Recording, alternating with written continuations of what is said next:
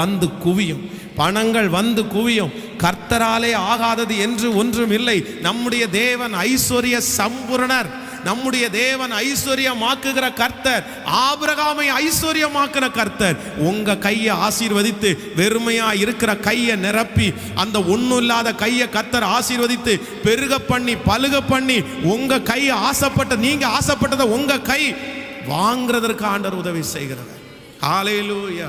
நீங்க பணத்திற்காக ஆசைப்பட்டு எல்லாம் போக வேண்டாம். பணம் கொடுங்க ஆண்டவரே, பணம் கொடுங்க ஆண்டவரேன்னு கேட்க வேண்டாம். கர்த்தரை நீங்க தேடினா போதும்.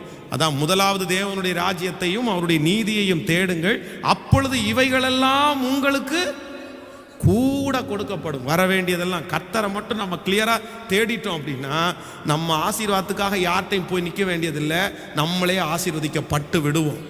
ஆமேன் சொல்லுங்கள். அது கர்த்தருக்கு லேசான காரியம். எத்தனையோ பரிசுத்தவான்கள்